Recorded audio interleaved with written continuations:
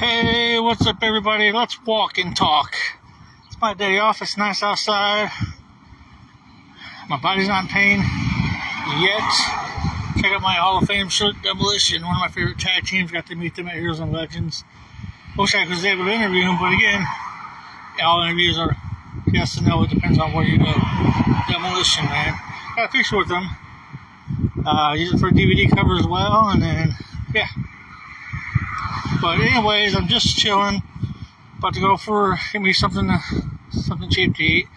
One of my favorite places, Iggy Subs. But anyways, just figured I'd walk and talk to you guys. What's going on? So I'm going through some personal stuff right now. Some people know, some people don't. So I like saying my personal business out. That's just me, because I learned you to say your personal business out, people will be criticizing you and downgrading you like crazy. Cousin might give me the thumb. If we ever talk and chat, don't give me the thumbs. I hate the thumbs. They suck. It's like, are you hitchhiking? Oh no. So facts is straight is that me and the boys are still going to do the match. Again, I got a backup match just in case it doesn't happen. So again, we do have a backup match just in case. So either way, to me, my favorite, because like I said, I'm destined to have my last ever wrestling match in a wrestling ring and then retire from wrestling. Because again, I've had my other matches in the ring before. And like I said before, the matches weren't the greatest. It was mainly me getting the shit kicked out of me and everything. And one of my favorite matches I had was with the Wild thing. And it was pretty good. And I had my first one with Dark Angel. I have to have my last one in the ring. I don't care who it is. It's the boys. I don't care if it's one of my friends. I'm going to have that match. Like I said, the only thing that we got to do is that match. After we do that match, we can edit the whole show. So we got segments already done and taken care of. I rewrote them for the backup, stuff like that. But that's what's going on. Sorry, I'm looking behind me.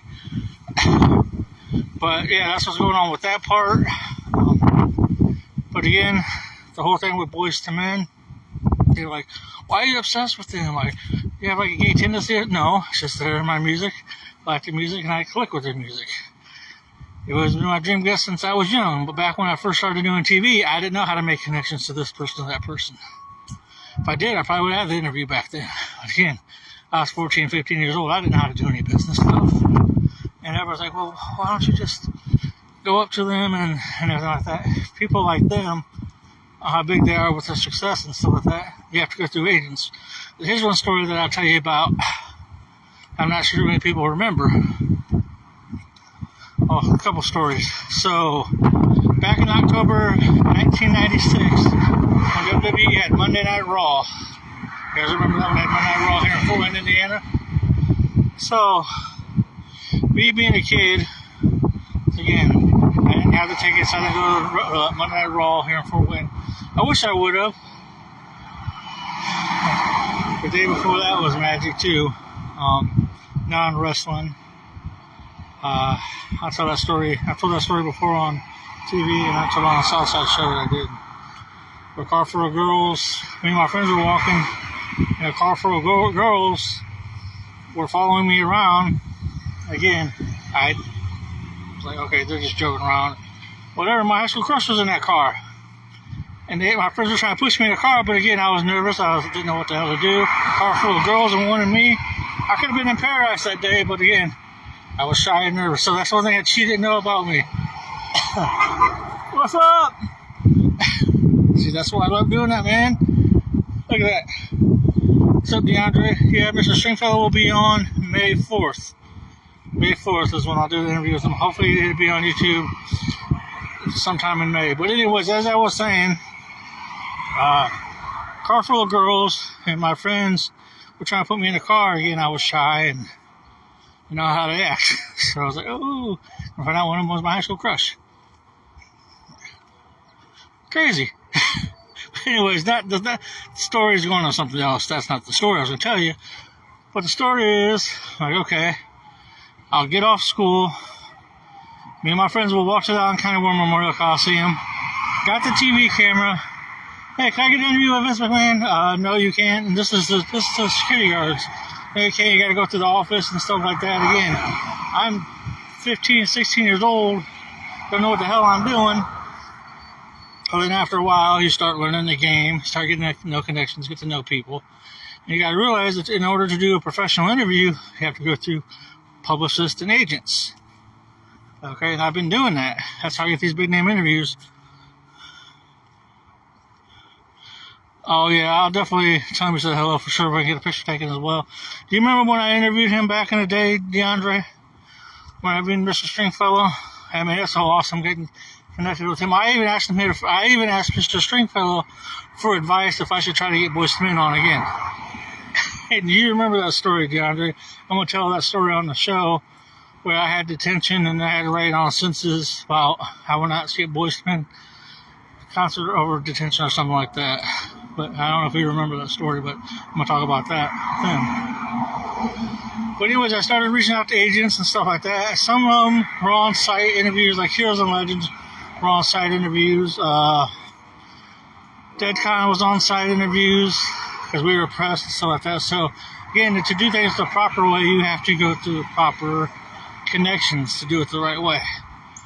And people are like, well, why don't you just, well, I don't want to TMZ people be like, oh my God, because that's rude, because that's their private time. And, you know, I've done it a couple times, but I'm not like, oh my God, in their face. And then people want to throw, no. So what you got to understand is you got to show respect to get respect. Like half these interviews that I've interviewed people from Noah Cap, Ron Jeremy, Danny Trejo, Lita Ford, Jack Russell's Great White, Jacob Snake Roberts, Eric Bischoff, Jim Cornette, Teddy Long. I could go on for days for my list that I've had on people that I've interviewed. You have to treat them like family, not like a fan. Because if you do that, it's unprofessional. So, yeah. So that's why I like to do things the proper way. So what I'm going to do on my birthday is this Sunday. Yeah, I was trying to get them on back in the day. I just didn't know how to do it. Since I can't walk very long because it hurts. Here we go. Whew. I've been trying to get them on for a long time. I do have them they did cameo videos for me. Oh, shit. I'm not even half a block and I'm out of breath. But yet I want to do this match. Whew. Another reason why I want to do this, I keep saying, Jeff, you don't need to retire. You've been doing it for forever. We love what you do. And everything like that. And I appreciate that. And I really do love what I do. But there comes a time when it's time to hang things up. That's why I will do this one last wrestling match with either my boys or whoever I'm going to be facing. We'll find out the day of the taping. That's why I don't advertise anything too soon. I mean, I've been advertising like crazy, but again, I don't want to overhype something that's not going to happen. I've done that several times. It saved me 2 or 3 years just to do this one match that I want to do, my final last match. And it's going to happen. But the reason why I want to do it is because I'm not getting any younger. My body's killing me. Like that walk I took, like not even a long walk, my body's killing me right now. It's aching. It's screaming. So it's like, ugh. And I also want to spend time with my boys and stuff too, and I also spend time with family. I just want to end my show on a good terms, on my terms, not somebody else's terms, because I know everybody's like, well, Jeff, you said that you're retired, this and that, you're retired more times than Ric Flair said it. Yes, I have said several times I retire. But for some sake, I end up coming back. What's up, Michael? I know you laugh at my post and all, but I get it, man. You think it's a joke, but no, I get it. No hate towards you at all. You know, it's cool. It's whatever. But I just want to do that. I want to go out on my own terms, not somebody else's terms. That's why I want to do this match in the ring. Some people take me as a joke. Some people take me as because one time when I went live, I was like upset because I didn't know what's going on with the boys, if they were going to do the match or not. Because, getting last minute news said on you, it's like, man, and everybody started freaking hitting on my inbox, calling me a joke, saying that I sound like a spoiled little brat, I need to move on, and I'm nothing important. And, I'm just a kid that's just a guy that's trying to live on clout and not, I'm like, man. But I've been shit on several times. People's made fun of me, called me names, so I'll never make it. And a lot of people see me as a joke. You know, it's whatever. If I'm a joke, then how come I made a Fort Wayne history magazine? How come I made a Fort Wayne history book? How come I've been in newspapers? How come I've been in radio? How come people know who I am around this town? I know I'm not a big time celebrity. I never claimed to be. Like I said, I'm not doing this match to prove anything to anybody. I just want to prove something to myself. I want to go out the right way. Yes, I'm dedicate this whole show to a close friend of mine. But again, like I said, I'm not trying to prove anything during this match. I just want to have this one last match where I say, okay, I'm going out the right way. My dad passed away. He was a teacher. He was preaching at his congregation, and he passed away doing something he loved. And I'm not saying I'm going to pass away in my match, but I'm just saying I just want to go out the way with something I love. And like I said, I'm trying to get interviewed with Boys to Men, man. If I'm happy to get this interview with Boys to Men, finally, again, I don't know what's going on with that. If I happen to get it, then I'm going to add it on to the last and final show. I want to go out the proper way, guys. You don't understand, man.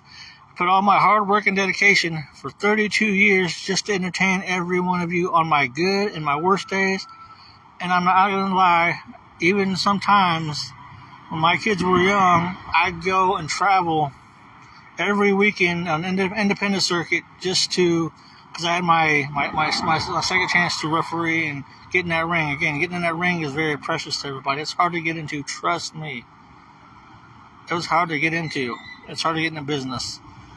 But there was weekends to where I left my kids' mom alone just to take care of the kids so I could get my time in the wrestling ring and travel, and sometimes I wouldn't even get paid.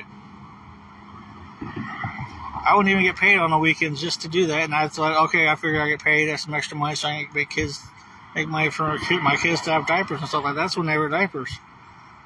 Again, yeah, I regret doing that because sometimes I chose my fame over my family. I regret every minute of that. It still eats me in the ass. It still bites me in the ass for that. But again, I think I want to go out my proper way in the ring. So again, yes, I've done stuff like I've chosen wrestling and stuff like that in my entertainment over my boys and my family. Another reason why I got divorced with my kids' mom is because I was so focused on doing entertainment stuff. Again, when you have all these people supporting you and telling you you're doing a great job, it makes you feel good. And half my Landis family doesn't support me in what I do. They don't sit there and say, hey, what's up, son? Just about to go meet Nicole at work. But as I'm saying before is, I want to go out my proper way. I want to do this last match the proper way. I want to go out my way. Somebody's jamming out over here. But I'm just trying to say is, let me have my last hurrah. That's all I want is my last hurrah. And like I said, I know my boys told me I shouldn't try to get Boys to Men on. I'm going to get heartbroken again. But again, boys, sometimes you got to take that risk, man. In life, you got to deal with heartbreak and triumph. Trust me. You got to deal with tears and people saying no. Somebody's cruising over here. But anyways, guys, I'm going to wrap this up. I'm going to go do what I got to do. But, yeah. So I just want to go live, let everybody know what's going on. My birthday is this Sunday, and on Sunday I will be sending that email. Right when I get my ass up, I will be sending that email to Boys to Men's agent, even though on Sundays they're not doing business. But again, it's my birthday. You never know. It could be a lucky birthday. But until I haven't heard anything from them, I'm waiting till my birthday to email them back. But, yeah. Nice day out. And you got my hoodie on. I was going to wear it, but it's like, yeah. I'm staying strong. What's up, Becky? Just chilling. Chilling. About to go walk around since it's nice. Even though it sucks being in pain. That's one thing that sucks about when you get older. When you get older, it hurts like hell to walk. Well, some people.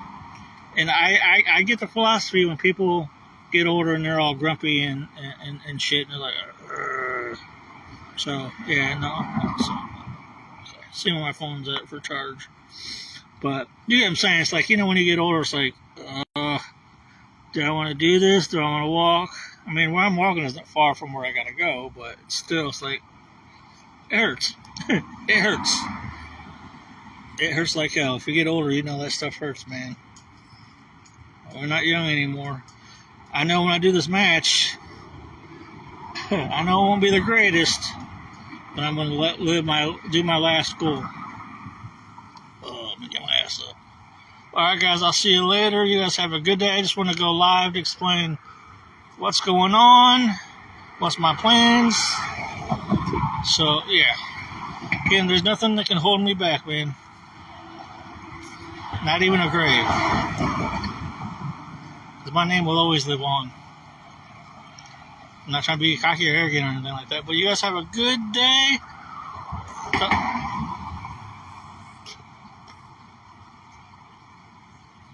By a creek. But you know what this is at. You've been here before. But alright, guys, I'll see you guys later. You guys have a good day. Keep your head up, chin up. And remember, you can make your goals happen, not anybody else. Keep striving, keep living. But alright, guys, I'll see you later. You guys have a good day.